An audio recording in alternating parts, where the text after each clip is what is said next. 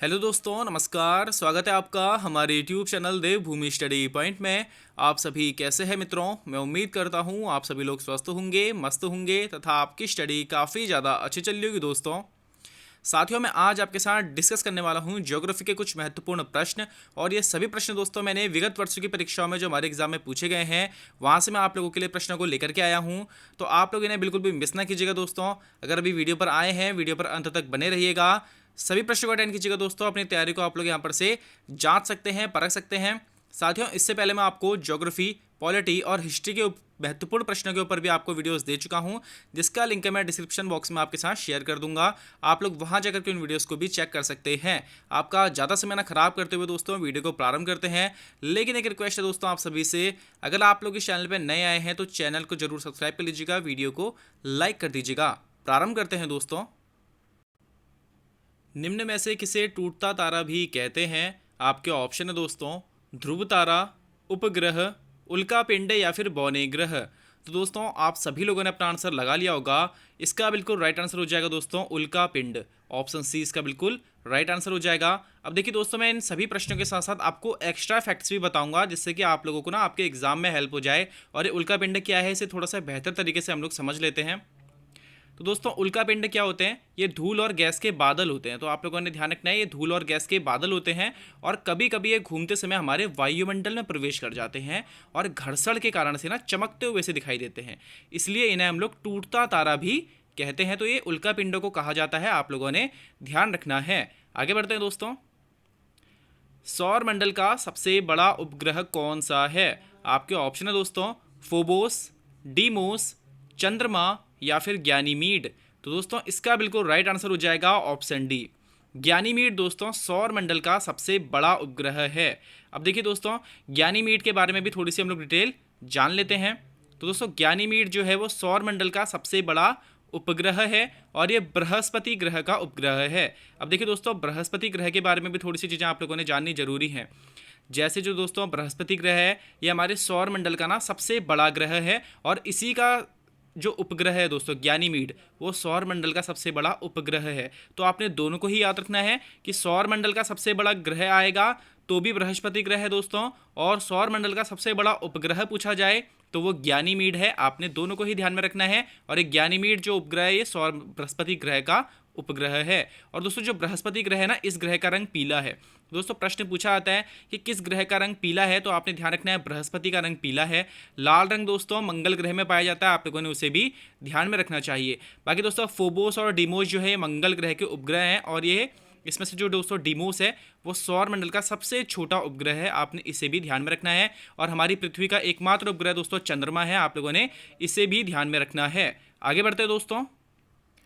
अगला प्रश्न हमारा, विश्व का सबसे ऊंचा जलप्रपात यानी वाटरफॉल कौन सा है? आपके ऑप्शन है दोस्तों नियाग्रा जलप्रपात, एंजिल जलप्रपात, कुंचिकल जलप्रपात या फिर वसुधारा जलप्रपात।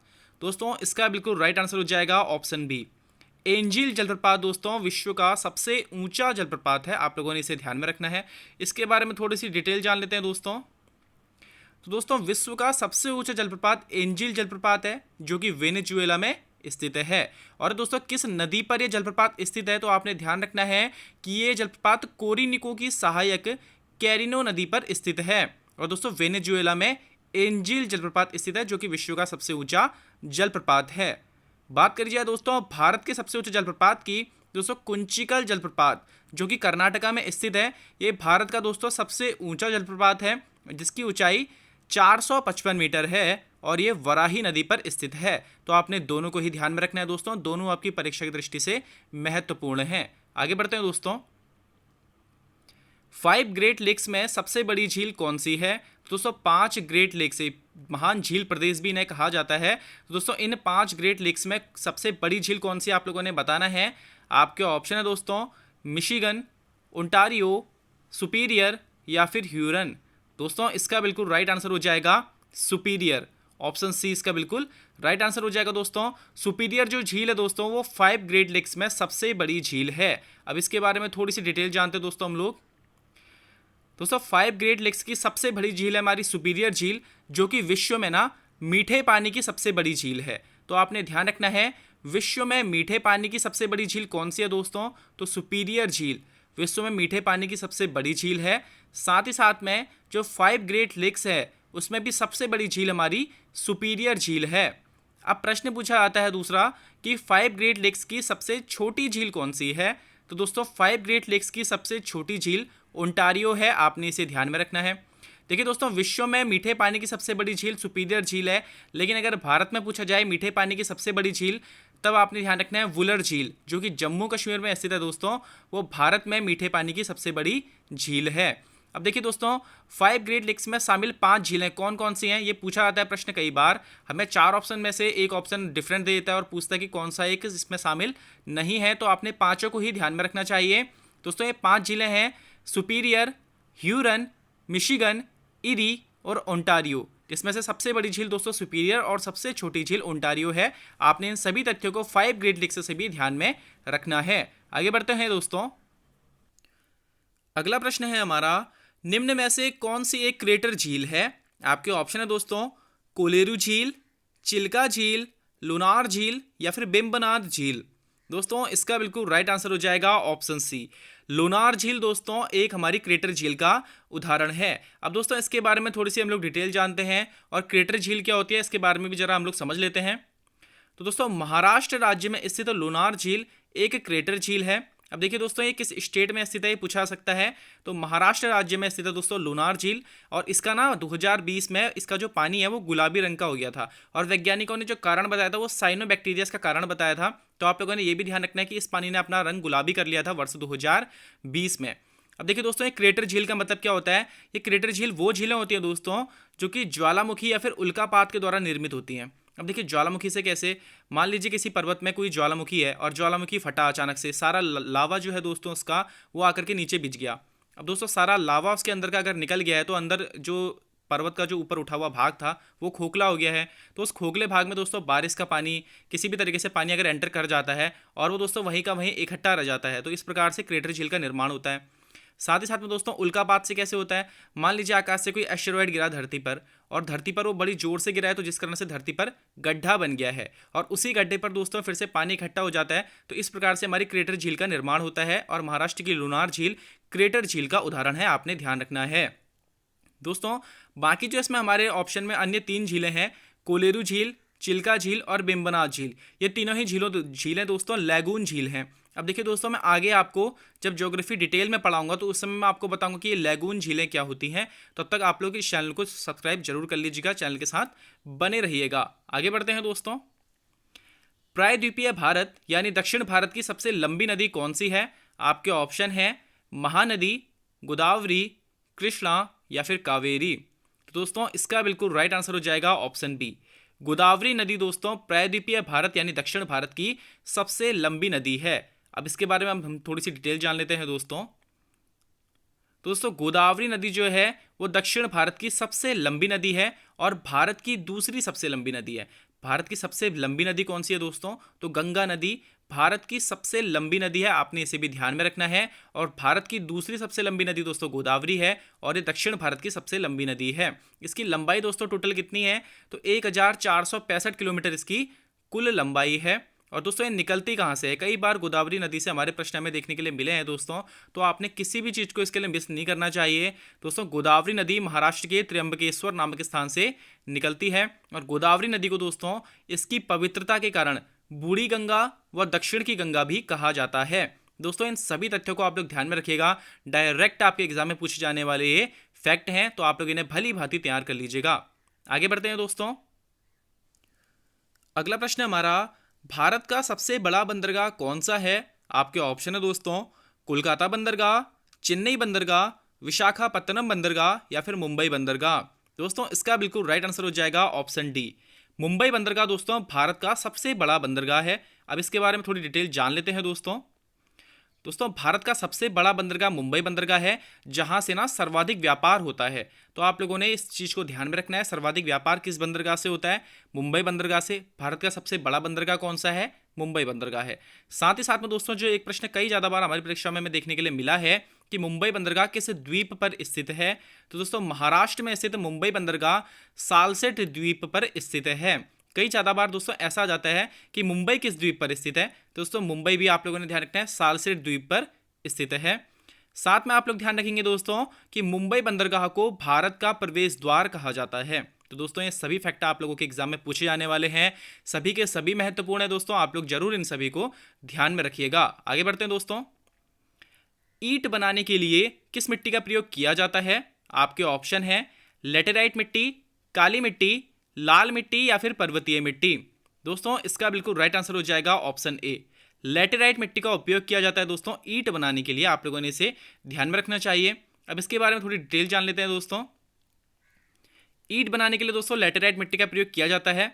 साथ ही साथ में आप लोग ध्यान रखना है कि लेटेराइट मिट्टी का सर्वाधिक विस्तार किस स्टेट में देखने के लिए मिलेगा दोस्तों? तो केरला में। दोस्तों केरल में लेटेराइट मिट्टी का सर्वाधिक विस्तार हमें देखने के लिए मिलता है। एक नाम इसका आप लोग और ध्यान रख लीजिएगा कि लेटेराइट मिट्टी को मखरली मिट्टी भी कहते हैं।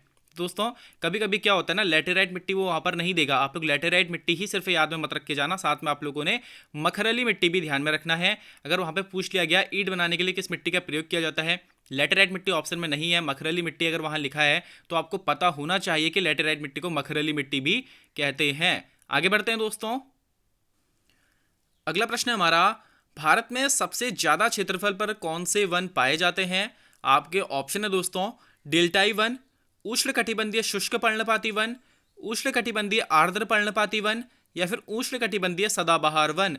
दोस्तों आप सभी लोगों ने अपना अपना आंसर लगा लिया होगा। इसका बिल्कुल राइट आंसर हो जाएगा दोस्तों ऑप्शन बी, उष्णकटिबंधीय शुष्क पर्णपाती वन दोस्तों भारत में सबसे ज्यादा क्षेत्रफल पर पाए जाने वाले वन है।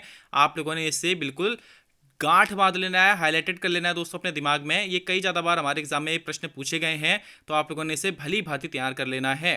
दोस्तों इसके बारे में थोड़ी सी हम लोग डिटेल जान लेते हैं। दोस्तों भारत में सबसे ज़्यादा क्षेत्रफल पर, लगभग कितने ज़्यादा क्षेत्रफल पर दोस्तों? तो 41.8% भाग पर उष्णकटिबंधीय शुष्क पर्णपाती वन पाए जाते हैं। अब देख लीजिए दोस्तों 100% जो हमारे देश में वन है, इसमें से लगभग 42% वन दोस्तों हमारे उष्णकटिबंधीय शुष्क पर्णपाती वन है। तो आप लोग जरूर इसे ध्यान में रखिएगा, आपके सभी एग्जाम्स के लिए काफ़ी ज़्यादा महत्वपूर्ण रहने वाला है। आगे बढ़ते हैं दोस्तों। भारत में जैव मंडल रिजर्व कार्यक्रम की शुरुआत कब की गई थी? आपके ऑप्शन है 1971 में, 1985 में, 1989 में या फिर 1986 में। दोस्तों इसका बिल्कुल राइट आंसर हो जाएगा ऑप्शन डी, 1986 में दोस्तों भारत में जैव मंडल रिजर्व कार्यक्रम की शुरुआत करी गई थी। अब दोस्तों इसके बारे में हम लोग थोड़ी सी डिटेल भी जान लेते हैं। तो दोस्तों भारत में जैव मंडल रिजर्व कार्यक्रम की शुरुआत वर्ष 1986 में करी गई थी और भारत का जो दोस्तों पहला जैव मंडल आरक्षित क्षेत्र था वो नीलगिरी जैव मंडल आरक्षित क्षेत्र था। आप लोगों ने ध्यान रखना है। अब दोस्तों जो इंग्लिश मीडियम वाले जरा वो लोग समझ लेना कि जैव मंडल रिजर्व जो है इसका मतलब है बायोस्फीयर रिजर्व। तो आप लोग इसे जरा ध्यान में रखिएगा कि भारत का पहला बायोस्फीयर रिजर्व यानी कि जैव मंडल आरक्षित क्षेत्र कौन सा था? तो दोस्तों नीलगिरी जैव मंडल आरक्षित क्षेत्र, जिसकी स्थापना वर्ष 1986 में करी गई थी और दोस्तों ये केरल, कर्नाटक और तमिलनाडु की सीमा पर स्थित है। बाकी दोस्तों कुछ प्रश्न जो पूछे जाते हैं कि भारत में कुल कितने जैव मंडल आरक्षित क्षेत्र हैं? तो दोस्तों भारत में कुल 18 जैव मंडल आरक्षित क्षेत्र हैं वर्तमान में, जिसमें से दोस्तों 12 जो है हमारे जैव मंडल आरक्षित क्षेत्र उन्हें यूनेस्को के द्वारा संरक्षण प्राप्त है। तो दोस्तों कुल जैव मंडल आरक्षित क्षेत्र तो 18 हैं, लेकिन इनमें से 12 जैव मंडल आरक्षित क्षेत्रों को यूनेस्को के द्वारा ना संरक्षण प्राप्त है। तो आपने इन सभी तथ्यों को जैव मंडल रिजर्व कार्यक्रम से ध्यान में रखना है। आगे बढ़ते हैं दोस्तों। भारतीय कृषि अनुसंधान परिषद ICAR यानी कि Indian council of agricultural research की स्थापना कब हुई थी? दोस्तों आप लोगों के ऑप्शन है 1952 में, 1929 में, 1928 में या फिर 1955 में। दोस्तों इसका बिल्कुल राइट आंसर हो जाएगा ऑप्शन बी, 1929 में दोस्तों भारतीय कृषि अनुसंधान परिषद यानी कि Indian council of agricultural research की स्थापना हुई थी। इसके बारे में थोड़ी सी डिटेल जान लेते हैं दोस्तों। तो दोस्तों भारतीय कृषि अनुसंधान परिषद की स्थापना अगर डेट सहित आप लोगों से पूछी जाए तो 16 जुलाई 1929 को दिल्ली में, आप लोगों ने ध्यान रखना है दोस्तों, दिल्ली में करी गई है स्थापना। और जिस समय स्थापना करी गई थी दोस्तों, इस समय इसका नाम था imperial council of agricultural research. देखिए दोस्तों आपने इन सभी तथ्यों को ध्यान में रखना है। कई ज़्यादा बार भारतीय कृषि अनुसंधान परिषद से हमारे एग्जाम में प्रश्न पूछे गए हैं। तो आपने इन सभी तथ्यों को ध्यान में रखना है कि 16 जुलाई 1929 को दिल्ली में इसकी स्थापना हुई थी, और जिस समय स्थापना हुई थी दोस्तों उस समय इसका नाम था imperial council of agricultural research. लेकिन दोस्तों आज़ादी के बाद नाम क्या कर दिया गया? भारतीय कृषि अनुसंधान परिषद। तो आपने इन सभी तथ्यों को यहाँ से ध्यान में रखना है। अगला प्रश्न है दोस्तों, किस एक फसल को सफेद सोना भी कहा जाता है? आपके ऑप्शन है कपास, सोयाबीन, मक्का या फिर चावल। तो दोस्तों आप सभी लोगों ने अपना अपना आंसर लगा लिया होगा। इसका बिल्कुल राइट आंसर हो जाएगा दोस्तों ऑप्शन ए। कपास को दोस्तों सफेद सोना भी कहा जाता है। अब देखिए दोस्तों थोड़ा सा इसके बारे में हम लोग डिटेल भी देख लेते हैं। तो दोस्तों कपास को सफेद सोना भी कहा जाता है, और ये प्रश्न पूछा जाता है दोस्तों कि जो कपास है वो खरीफ की फसल है या फिर रबी की फसल है। तो दोस्तों कपास जो है वो खरीफ की फसल है, आप लोगों ने ध्यान में रखना है, जो कि काली मिट्टी में होती है। एक प्रश्न दोस्तों जो काफी ज्यादा हाईलाइटेड रहता है हर बार कपास से, कि कपास उगाने के लिए उपयुक्त मिट्टी कौन सी होती है? तो दोस्तों काली मिट्टी जो है ना वो कपास उगाने के लिए उपयुक्त मिट्टी मानी जाती है। आप लोगों ने इसे ध्यान में रखना है। बाकी दोस्तों जो कपास है वो क्षेत्रफल की दृष्टि से भारत का विश्व में प्रथम स्थान है, यानी कि कपास जितना भी उगा रहा है ना भारत क्षेत्रफल की दृष्टि से उसमें सबसे ज्यादा है भारत का विश्व में स्थान, यानी कि सबसे ज्यादा क्षेत्रफल पर भारत कपास उत्पादन करता है। कपास का क्षेत्रफल सबसे ज्यादा क्षेत्रफल है भारत का, ठीक है, कपास के मामले में। लेकिन दोस्तों जो उत्पादन होता है, अब उगा तो ज़्यादा जगह पर रहा है, लेकिन दोस्तों उत्पादन होना भी जरूरी है। तो उत्पादन के मामले में भारत का विश्व में दूसरा स्थान है, लेकिन दोस्तों कपास क्षेत्रफल की दृष्टि से विश्व में प्रथम स्थान है। आपने दोनों ही चीज़ों को ध्यान में रखना है। अन्य सभी तथ्य जो मैंने इसके बारे में बताए हैं आप उन सभी को तैयार कर लीजिएगा। बाकी दोस्तों अगर आप लोगों को वीडियो इन्फॉर्मेटिव लग रही है तो वीडियो को लाइक करके चैनल को जरूर सब्सक्राइब कर लीजिएगा। आगे बढ़ते हैं दोस्तों। अगला प्रश्न दोस्तों, निम्न में से कौन सा कोयला भारत में सबसे ज़्यादा पाया जाता है? आपके ऑप्शन है एंथ्रेसाइट, बिटुमिनस, लिग्नाइट तथा पीट। दोस्तों इसका बिल्कुल राइट आंसर हो जाएगा ऑप्शन बी। बिटुमिनस कोयला दोस्तों भारत में सबसे ज़्यादा पाया जाता है। अब दोस्तों बात कोयले की आई है तो उसके बारे में थोड़ी सी हम लोग डिटेल देखते हुए चलते हैं। दोस्तों कार्बन की मात्रा के आधार पर कोयले को 4 भागों में विभाजित किया गया है, और ये 4 प्रकार कौन कौन से हैं दोस्तों? तो एंथ्रेसाइट, बिटुमिनस, लिग्नाइट और पीट, ये दोस्तों 4 हमारे कार्बन की मात्रा के आधार पर कोयले के प्रकार हैं, जिसमें से दोस्तों भारत में सबसे ज़्यादा ना बिटुमिनस कोयला पाया जाता है। आप लोगों ने इसे ध्यान में रखना है। एक प्रश्न जो दोस्तों कोयले से सबसे ज़्यादा पूछा जाता है कि सबसे अच्छी किस्म का कोयला कौन सा होता है? तो दोस्तों एंथ्रेसाइट कोयला सबसे अच्छी किस्म का कोयला माना जाता है। बाकी दोस्तों कभी आपसे पूछा जाए कि सबसे निम्न श्रेणी का जो कोयला होता है, सबसे निम्न श्रेणी का जो कोयला होता है वो कौन सा होता है? तो दोस्तों जो पीट कोयला है वो सबसे निम्न श्रेणी का कोयला माना जाता है। दोस्तों आप लोग इन सभी तथ्यों को यहाँ से ध्यान में रखिएगा। आगे बढ़ते हैं दोस्तों। भिलाई इस्पात संयंत्र की स्थापना किस देश के सहयोग से की गई है? आपके ऑप्शन है अमेरिका, जर्मनी, रूस या फिर ऑस्ट्रेलिया। दोस्तों इसका बिल्कुल राइट आंसर हो जाएगा ऑप्शन सी। भिलाई इस्पात संयंत्र की स्थापना दोस्तों रूस के सहयोग से करी गई है। अब इसके बारे में हम लोग थोड़ी सी डिटेल जानते हैं दोस्तों भिलाई इस्पात संयंत्र की जो स्थापना है वो रूस के सहयोग से की गई है। अभी अभी हम लोगों ने देखा है, आप लोग इसे जरूर ध्यान रखिएगा, ये प्रश्न कई ज़्यादा बार पूछे जा रहे हैं। बाकी दोस्तों भिलाई इस्पात संयंत्र की जो स्थापना है वो वर्ष 1955 में छत्तीसगढ़ के दुर्ग जिले में करी गई है। तो आपने इसे भी ध्यान में रखना है कि स्थापना वर्ष क्या है दोस्तों? इसका वर्ष 1955 स्थापना वर्ष है, और ये किस स्टेट में है? तो छत्तीसगढ़ में स्थित है, दुर्ग जिले में। बाकी दोस्तों कुछ अन्य जो हमारे से पूछे जाते हैं प्रश्न कि राउरकेला इस्पात संयंत्र किस स्टेट में स्थित है? दोस्तों उड़ीसा राज्य में स्थित है, और किस देश के सहयोग से बनाया गया है? दोस्तों राउरकेला इस्पात संयंत्र जर्मनी के सहयोग से उड़ीसा में स्थापित किया गया है। बाकी दोस्तों दुर्गापुर इस्पात संयंत्र पश्चिम बंगाल में स्थित है, जो कि ब्रिटेन के सहयोग से बनाया गया है। अब दोस्तों आपने इन तीनों ही महत्वपूर्ण इस्पात संयंत्रों को ध्यान में रखना है। आगे बढ़ते हैं दोस्तों। स्वर्णिम चतुर्भुज योजना भारत में किस वर्ष शुरू की गई थी? आपके ऑप्शन है वर्ष 2000 में, वर्ष 2001 में, वर्ष 1999 में या फिर वर्ष 2004 में। दोस्तों इसका बिल्कुल राइट आंसर हो जाएगा ऑप्शन बी। वर्ष 2001 में दोस्तों स्वर्णिम चतुर्भुज योजना भारत में शुरू की गई थी। अब इसके बारे में भी थोड़ी सी डिटेल हम लोग देख लेते हैं दोस्तों। तो दोस्तों स्वर्णिम चतुर्भुज योजना वर्ष 2001 में भारत के तत्कालीन प्रधानमंत्री अटल बिहारी वाजपेयी जी के द्वारा शुरू करी गई थी। तो दोस्तों आप लोगों ने ध्यान रखना है किस प्रधानमंत्री जी के द्वारा इस योजना को शुरू किया गया था। तो प्रधानमंत्री अटल बिहारी वाजपेयी जी के द्वारा इस योजना को शुरू किया गया था वर्ष 2001 में।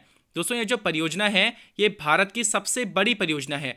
5,846 किलोमीटर इसकी टोटल लंबाई है। तो दोस्तों आपने इस तथ्य को भी ध्यान में रखना है कि स्वर्णिम चतुर्भुज जो योजना है ये भारत की सबसे बड़ी योजना है और विश्व की 5वीं सबसे बड़ी राजमार्ग परियोजना है। दोस्तों ये जो स्वर्णिम चतुर्भुज योजना है ये देश के 4 बड़े महानगरों को आपस में जोड़ती है सड़क के माध्यम से। दोस्तों ये 4 बड़े महानगर हैं दिल्ली, मुंबई, कोलकाता व चेन्नई। तो दोस्तों इन 4 महानगरों को स्वर्णिम चतुर्भुज योजना जोड़ती है जिसकी स्थापना वर्ष 2001 में प्रधानमंत्री अटल बिहारी वाजपेयी जी के द्वारा करी गई थी। दोस्तों आप लोगों को कंटेंट इन्फॉर्मेटिव लगता है तो वीडियो को जरूर लाइक करके चैनल को जरूर सब्सक्राइब करके मुझे सपोर्ट कीजिएगा। दोस्तों आपके सपोर्ट का आकांक्षी हूं। आगे भी आप लोगों को इसी प्रकार के वीडियोस प्रोवाइड करवाता रहूंगा दोस्तों, तो चैनल के साथ आप लोग बने रहिएगा। आगे बढ़ते हैं दोस्तों। विश्व की सबसे बड़ी नहर प्रणाली कौन सी है? आपके ऑप्शन है दोस्तों स्वेज नहर, बर्किंघम नहर, इंदिरा गांधी नहर परियोजना या फिर ऊपरी गंगा नहर। दोस्तों इसका बिल्कुल राइट आंसर हो जाएगा ऑप्शन सी, इंदिरा गांधी नहर परियोजना दोस्तों विश्व की सबसे बड़ी नहर प्रणाली है। अब दोस्तों इसकी बात आई है तो इसके बारे में थोड़ी डिटेल जाननी हम लोगों के लिए जरूरी है। तो दोस्तों बात यह है कि इंदिरा गांधी नहर परियोजना विश्व की सबसे बड़ी सिंचाई परियोजना के साथ साथ विश्व की सबसे बड़ी नहर प्रणाली भी है। तो आप लोगों ने इन दोनों तथ्यों को ध्यान में रखना है। प्रश्न किसी भी तरीके से आपसे पूछा जा सकता है। दोस्तों ये जो इंदिरा गांधी नहर परियोजना है ये पंजाब में सतलज और व्यास नदी के संगम स्थल हरिके बैराज से निकाली गई है। दोस्तों आप लोगों ने इसे भी ध्यान में रखना है। देखिए कि सतलज और व्यास नदी का संगम स्थल कौन सा है, तो पंजाब का हरिके बैराज, जहां पे दोस्तों सतलज और व्यास नदी संगम करती है। यहीं पर से दोस्तों इंदिरा गांधी नहर प्रणाली निकाली गई है। और दोस्तों ये जो नहर है कुछ हिस्सा इसका पंजाब में बहता है और मुख्य हिस्सा इसका राजस्थान में बहता है। दोस्तों पंजाब में 132 किलोमीटर बहती है राजस्थान फीडर के नाम से, और राजस्थान में दोस्तों 470 किलोमीटर बहती है राज कैनाल के नाम से। तो आपने इन सभी तथ्यों को दोस्तों विश्व की सबसे बड़ी नहर प्रणाली इंदिरा गांधी नहर परियोजना से ध्यान रखना है। आगे बढ़ते हैं दोस्तों। अंडमान निकोबार की सबसे ऊंची चोटी कौन सी है? आपके ऑप्शन है नारचो, सैडल पीक, अनाईमुदी या फिर इनमें से कोई नहीं। दोस्तों इसका बिल्कुल राइट आंसर हो जाएगा ऑप्शन बी। दोस्तों सैडल पीक जो है वो अंडमान निकोबार की सबसे ऊंची चोटी है। अब इसके बारे में डिटेल हम लोग जान लेते हैं दोस्तों। तो दोस्तों अंडमान निकोबार की सबसे ऊंची चोटी सैडल पीक है जिसकी ऊंचाई कितनी है दोस्तों, तो 738 मीटर। आप लोगों ने ध्यान रखना है कि 738 मीटर सैडल पीक की ऊंचाई है। जबकि दोस्तों लक्षद्वीप की सर्वोच्च चोटी नारचो है जिसकी ऊंचाई दोस्तों 752 मीटर है। अब दोस्तों अनाईमुदी को भी देख लेते हैं। तो दोस्तों अनाईमुदी जो है ये दक्षिण भारत की सबसे ऊंची चोटी है। तो दोस्तों इस प्रश्न को आप लोग जरूर ध्यान रखिएगा कि दक्षिण भारत की सबसे ऊंची चोटी अनाईमुदी है जिसकी ऊंचाई दोस्तों 2696 मीटर है। आप लोग इन सभी तथ्यों को ध्यान में रखिएगा। आगे बढ़ते हैं दोस्तों। काली नदी से तीस्ता नदी तक किस हिमालय का विस्तार है? आपके ऑप्शन है नेपाल हिमालय, कुमाऊं हिमालय, असम हिमालय या फिर पंजाब या कश्मीर हिमालय। दोस्तों इसका बिल्कुल राइट आंसर हो जाएगा ऑप्शन ए, नेपाल हिमालय। दोस्तों काली नदी से तीस्ता नदी तक नेपाल हिमालय का विस्तार है।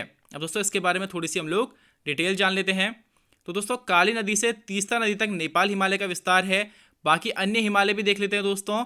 तो सिंधु नदी से सतलज नदी तक पंजाब हिमालय या फिर कश्मीर हिमालय का विस्तार है। बाकी दोस्तों सतलज नदी से काली नदी तक कुमाऊं हिमालय का विस्तार है। आप लोगों ने इसे भी ध्यान में रखना है। जबकि दोस्तों तीस्ता नदी से दिहांग नदी तक असम हिमालय का विस्तार है। अब देखिए दोस्तों ये चारों ही प्रश्न जो मैंने चारों ही फैक्ट आप लोगों को यहाँ पे बताए हैं ना, चारों ही आप लोग चेक कर सकते हैं। कई ज़्यादा बार आपके एग्जाम में रिपीटेड हैं। आप लोग इन्हें भली भांति तैयार कर लीजिएगा। आगे बढ़ते हैं दोस्तों। भारत पाक सिंधु जल संधि किस वर्ष हुई थी? आपके ऑप्शन है वर्ष 1962 में, वर्ष 1960 में, वर्ष 1965 में या फिर वर्ष 1963 में। दोस्तों इसका बिल्कुल राइट आंसर हो जाएगा ऑप्शन बी, वर्ष 1960 में दोस्तों भारत पाक सिंधु जल संधि हुई थी। अब इस संधि के तहत दोस्तों क्या क्या हुआ था जरा इसे भी देख लेते हैं। तो दोस्तों भारत पाक सिंधु जल संधि वर्ष 1960 में हुई थी जिसके मुताबिक सिंधु नदी का 20% जो भाग है वो भारत इस्तेमाल करेगा और 80% भाग पाकिस्तान इस्तेमाल करेगा। इस बात की चर्चा करी गई थी, इस बात को तय करा गया था। तो दोस्तों हमारा आज का अंतिम प्रश्न है, नाथुला दर्रा किन दो स्थानों को जोड़ता है? आपके ऑप्शन है सिक्किम व तिब्बत को, हिमाचल प्रदेश व तिब्बत को नेपाल व सिक्किम को या फिर अरुणाचल प्रदेश व तिब्बत को? तो दोस्तों आप सभी लोगों ने अपना अपना आंसर लगा लिया होगा। इसका बिल्कुल राइट आंसर हो जाएगा दोस्तों ऑप्शन ए। नाथुला दर्रा दोस्तों सिक्किम को तिब्बत से जोड़ता है, तो आप लोगों ने जरूर इसे ध्यान रखना चाहिए। काफ़ी ज़्यादा विवादित ये दोस्तों दर्रा है। कई ज़्यादा बार चाइना इस वाले दर्रे पर आक्रमण करता रहता है जिससे कि वो इंडिया में प्रवेश कर सके। तो दोस्तों आप लोगों ने इसे जरूर ध्यान रखना चाहिए। इसके बारे में थोड़ी सी डिटेल हम लोग जान लेते हैं दोस्तों। तो दोस्तों नाथुला दर्रा सिक्किम व तिब्बत को जोड़ता है और वर्ष 1962 में भारत चीन का युद्ध हुआ था दोस्तों, जिसके बाद इसे बंद कर दिया गया था। लेकिन दोस्तों वर्ष 2006 में इसे पुनः खोल दिया गया है। आप लोगों ने इसे भी ध्यान में रखना है। दोस्तों आप लोग मुझे कमेंट बॉक्स में जरूर बताइएगा आपको ये वीडियो कैसा लगा। बाकी आप लोगों को दोस्तों किसी प्रकार की अगर दिक्कत आती है या फिर मेरी स्पीड में आप लोगों को थोड़ी सी तेजी लग रही है या फिर किसी को अगर धीरापन लग रहा है, तो आप लोग प्लेबैक स्पीड में जाकर के उसको मैनेज कर सकते हैं दोस्तों। बाकी आप सभी के लिए दोस्तों मैं इसी प्रकार के कंटेंट आप लोगों को इस चैनल पर प्रोवाइड करवाता रहूँगा। तो आप लोगों ने अभी तक चैनल को जरूर सब्सक्राइब नहीं करा है दोस्तों, तो चैनल को जरूर सब्सक्राइब कर लीजिएगा, वीडियो को लाइक कर दीजिएगा। दोस्तों आप लोगों को आपके आगामी एग्जाम्स के लिए, आपके आगामी भविष्य के लिए हार्दिक शुभकामनाएं, बधाइयाँ देते हुए मैं अपनी वाणी को विराम देता हूँ। धन्यवाद दोस्तों।